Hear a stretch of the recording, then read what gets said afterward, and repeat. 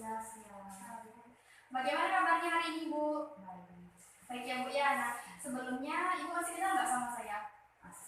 Masih ya, Bu ya. Siapa, Bu? Desi. Ibu sendirian di rumah? Iya. Sendirian ya. Suaminya lagi nggak ada ya? Iya. Baik, sebelumnya saya perkenalan diri lagi ya, Bu ya.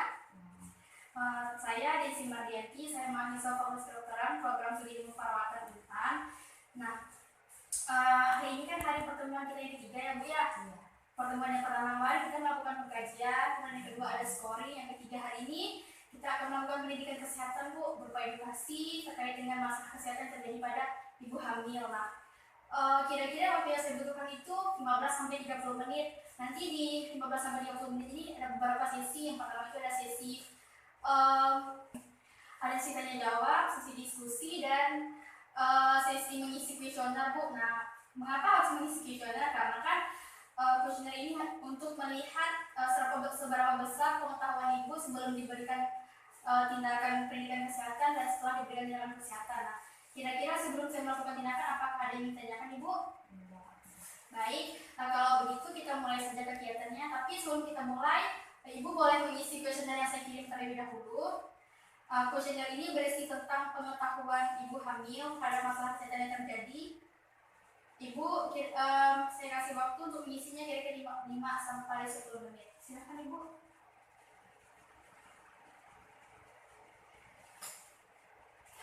Iya. Sudah selesai, Bu ya, ngisi kuesionernya. Baik, kita akan mulai saja kegiatannya. Saya akan memberikan edukasi pengetahuan kepada Ibu.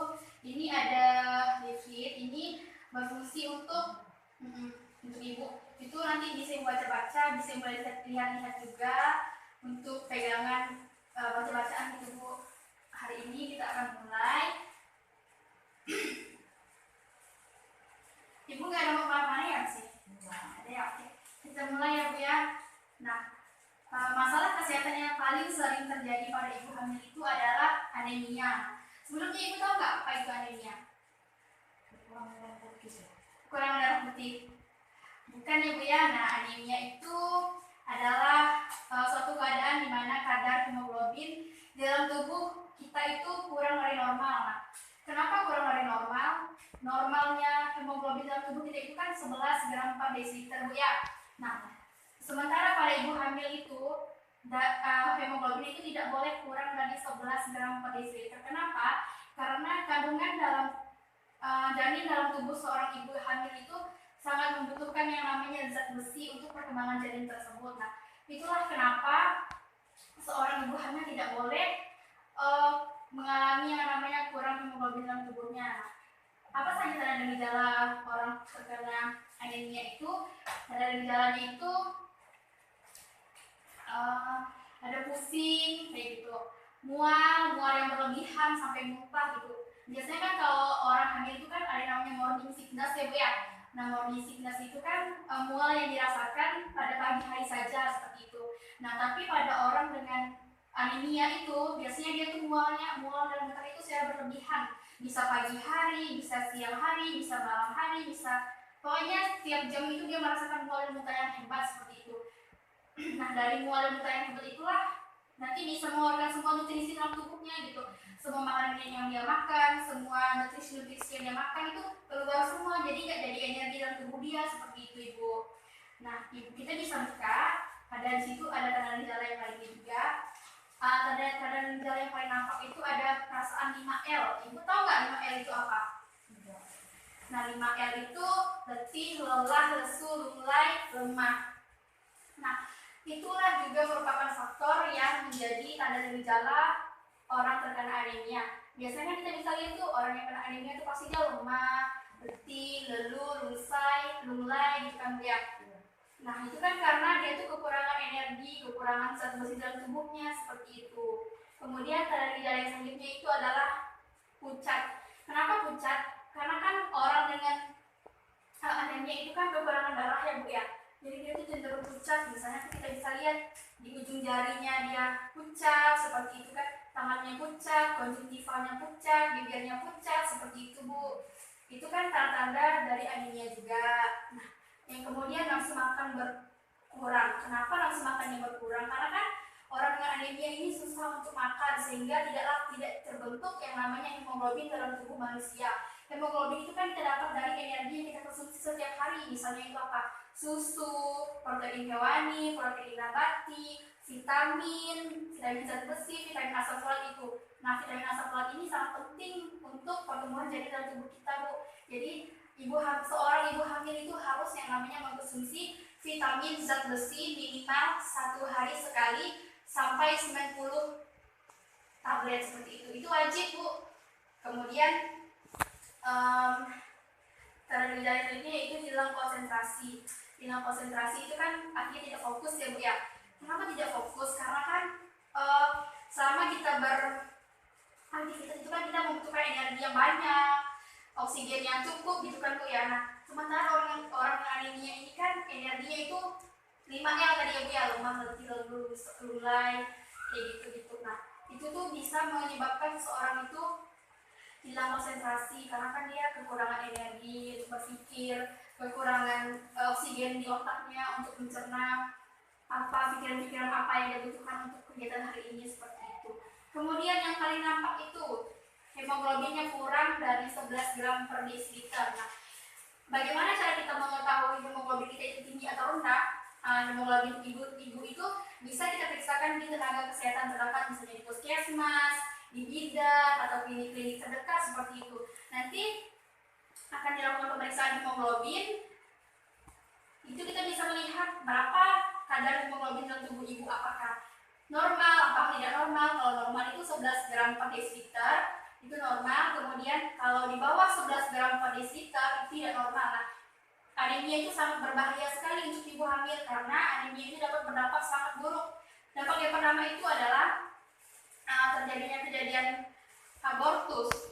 Abortus itu apa? Abortus itu adalah kelahiran janin sebelum 20 minggu seperti itu, Bu.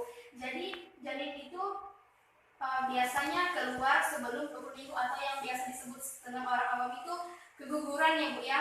Jadi abortus itu adalah usia kandungan kurang dari 20 minggu seperti itu. Nah, normalnya seorang ibu hamil melahirkan janinnya itu adalah 37 sampai 40 minggu ya, Bu ya. Jadi kalau misalnya seorang ibu hamil melahirkan di bawah 20 minggu berarti itu namanya abortus. Nah, abortus itu bisa terjadi karena anemia yang terjadi pada seorang ibu hamil seperti itu. Kemudian dampak yang kedua itu ada persalinan prematuritas. Nah, apa itu persalinan prematuritas? Persalinan prematuritas itu adalah persalinan yang terjadi di bawah umur 37 minggu seperti janinnya itu keluar di bawah usia 37 minggu sehingga ekstra, Bu. Biasanya kan kalau bayi-bayi normal yang lahirnya 37 minggu pas atau 40 minggu pas itu kan dia palingan kita simpan di tempat yang hangat seperti itu ya, Bu ya, tempat yang hangat. Nah, tapi kalau misalnya persalinan prematuritas ini bayinya itu biasanya tuh masuk di ICU seperti itu, Bu, atau NICU seperti itu, Bu ya. Dia tuh membutuhkan perawatan ekstra, misalnya oksigen kayak gitu-gitu, Bu. Dia tuh membutuhkan perawatan ekstra pokoknya. Nah, yang ketiga itu berdampak untuk hambatan tumbuh kembang janin dalam rahim. Kenapa? Seperti yang saya bilang tadi, kalau seorang janin itu kan tumbuh karena adanya zat besi yang masuk dari tubuh ibunya gitu ya, nutrisi-nutrisi. Nah, jadi kan bayi itu tumbuh karena adanya nutrisi yang dikonsumsi oleh seorang ibu hamil. Kemudian nutrisi yang dikonsumsi oleh ibu hamil tersebut membentuk yang namanya zat besi. Nah, zat besi tersebut sangat berfungsi untuk pertumbuhan si bayi yang ada dalam perut si ibu seperti itu. Kemudian dampak yang selanjutnya itu mudah terjadi infeksi. Nah, anemia ini kan terjadi karena kekurangan sel darah merah atau hemoglobin seperti itu. Nah, jadi kalau misalnya seseorang ibu terkena yang namanya anemia, kenapa bayinya mudah sekali terkena infeksi? Karena kan sel darah merah kita itu bisa membentuk yang namanya Kemudian dampak yang selanjutnya itu yaitu mudah terjadi infeksi. Kemudian ada namanya perdarahan antepartum. Perdarahan antepartum itu perdarahan sebelum melahirkan, Bu, gitu. Kemudian ada ketuban pecah dini. Kemudian ada berat badan lahir rendah atau yang disebut dengan BBLR. Jadi BBLR itu adalah ketika kondisi janin yang telah ibu lahirkan nanti itu dia tuh lahirnya itu kan normalnya berat badan bayi itu kan 2.500 gram ya, atau yang kita singkat sebagai 2,5 kilo seperti itu. Jadi nanti yang disebut dengan BBLR itu berat badan bayi yang di bawah 2,5 kilo tersebut, Bu. Nah, ada juga resiko janin akan mengalami anemia juga yang dari ibunya tadi. Kemudian selanjutnya itu persaingan dengan tindakan yang disebabkan karena ibu cepat lelah. Karena kan anemia itu kan ibunya tidak makan, jadi pas persalinan nanti itu dia cenderung mengalami kelelahan. Karena kan kalau misalnya orang melahirkan itu kan butuh tenaga ekstra ibu ya. Jadi kalau misalnya ibunya tidak makan, tidak mau minum susu, gitu kan tenaganya dari mana gitu, nutrisinya tidak terbentuk. Jadi waktu pada saat melahirkan itu kan nanti ibunya udah kelelahan, sehingga terjadi yang namanya operasi sesar gitu, karena ibunya susah untuk melahirkan itu kan cepat capek gitu. Kemudian anemia juga bisa menyebabkan yang namanya kematian, karena proses melahirkan itu kan membutuhkan pengeluaran banyak darah gitu ya Bu ya. Janinnya juga perlu darah, ibunya juga perlu darah, kemudian pas melahirkan juga kita mengeluarkan banyak darah seperti itu. Jadi udah ibunya kena anemia, mengeluarkan banyak darah lagi kan, jadi kan berisiko yang namanya kematian gitu ya Bu ya.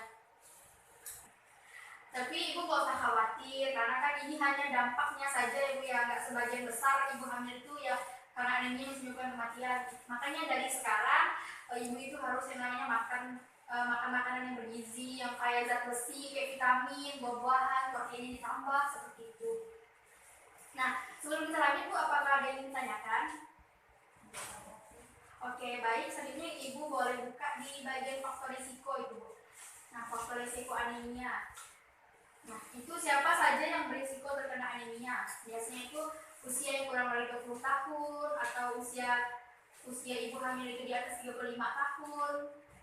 Terus kemudian perdarahan akut, ibu hamil itu bekerja berat, kemudian makanan yang dikonsumsi itu mengandung zat besi yang kurang seperti itu.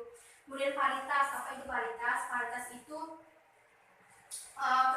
kehamilan yang sudah berulang-ulang kali. Misalnya itu ibu hamil itu udah punya banyak anak, misalnya yang sekarang lagi mengandung anak 7 gitu kan, anak ke-8 gitu. Ibu itu tuh berisiko terkena yang namanya anemia, karena kan kalau proses melahirkan itu banyak mengeluarkan zat besi cadangan yang dalam tubuh kita gitu. Kemudian selanjutnya itu ada tingkat pengetahuan dan juga sosial ekonomi.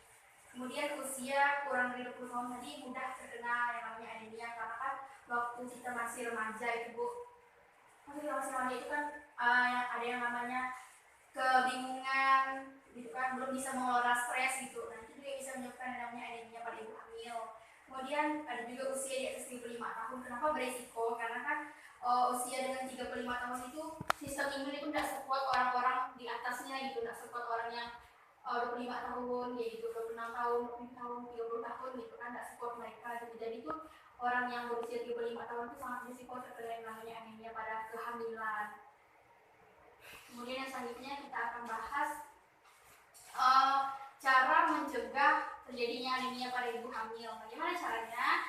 Yang pertama itu ibu hamil itu harus rajin mengkonsumsi makanan yang kaya zat besi. Apa itu? Kayak misalnya sayur-sayuran, bayam seperti itu Bu.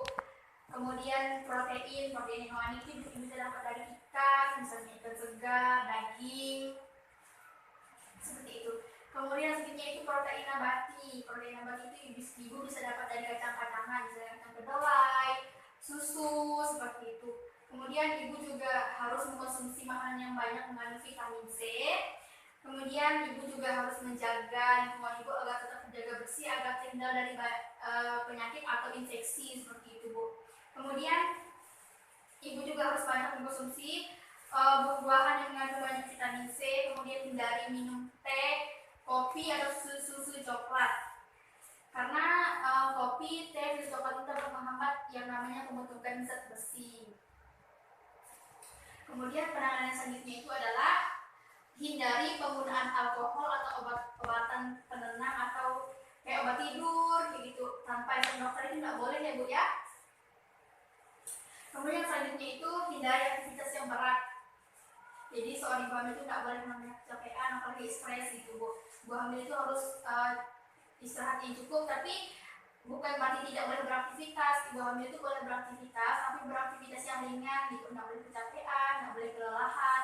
Dan olahraga buat ibu hamil juga perlu, misalnya jalan-jalan kecil. Kan sekarang juga ada tuh yang namanya senam ibu hamil ya Bu ya, banyak. Nah itu ibu boleh ikut juga. Kemudian selanjutnya itu timbang berat badan minimal 1 bulan sekali. Nah ibu sering nggak tuh melakukan pemeriksaan kesehatan tentang kehamilan ibu? Sebulan sekali. Sering ya Bu ya. Nah jadi ibu itu setiap sebulan sekali itu ibu harus timbang berat badan ibu gitu, karena normalnya itu ibu hamil itu harus ada yang namanya peningkatan berat badan selama kehamilan. Kemudian ibu juga harus minum vitamin, tablet, zat besi. Seperti yang saya sampaikan tadi, ibu hamil itu harus mengkonsumsi 1 tablet setiap hari sampai 90 hari, sampai 90 tablet minimal itu Bu ya. Kemudian ibu juga harus minum penambah darah, obat penambah darah bagi ibu hamil. Kemudian selanjutnya itu ibu harus memeriksakan kadar hemoglobin ibu juga ke tenaga kesehatan biar ibu bisa tahu setelah ibu mengkonsumsi obat-obatan yang itu, obat-obatan kayak vitamin zat besi, makan makanan yang bergizi, apakah terjadi peningkatan hemoglobin atau tidak, seperti itu ibu. Oke, baik ibu, saya rasa sampai di sini pendidikan kesehatan kita pada siang hari ini. Sebelum saya akhiri, apakah ada yang ingin tanyakan ibu?